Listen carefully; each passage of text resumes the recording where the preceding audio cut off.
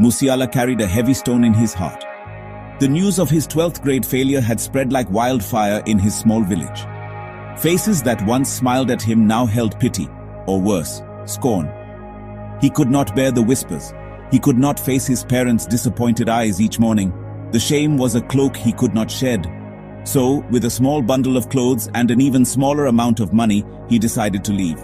He would go to Delhi, a city so vast he hoped his failure would drown in its noise and his shame would become invisible among its millions of anonymous faces.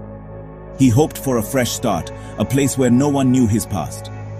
The bus journey was long and dusty. Each mile took him further from all he knew, but closer to an unknown, daunting future.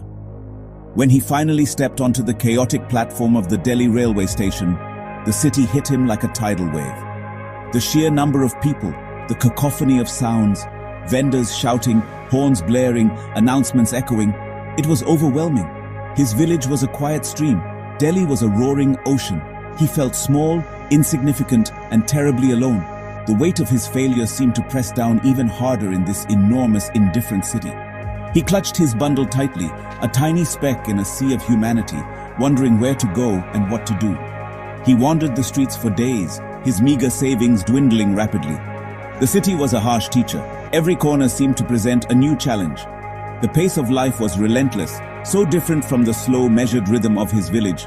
He slept on cold pavements, his stomach often rumbling with hunger. The initial hope of anonymity was replaced by the stark reality of survival. He saw many people, but he felt a profound sense of loneliness.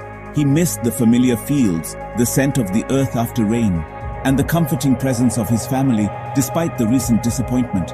He knew he had to find work, any work, just to keep himself from sinking completely.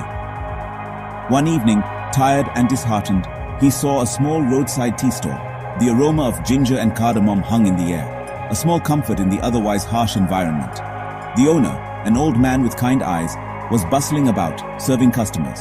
Musiala watched him for a long time, observing the simple act of making and serving tea. There was a rhythm to it, a purpose.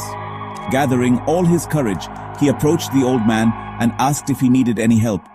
He spoke of his willingness to do any task, his voice barely a whisper, but his eyes held a desperate plea for a chance, a small anchor in the vast, stormy sea of the city.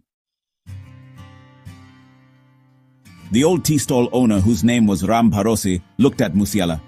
He saw the youth's thin frame and the shadows under his eyes. Perhaps he saw a reflection of his own struggles from long ago. After a moment of silence, he nodded slowly. "You can wash the glasses and help me serve,"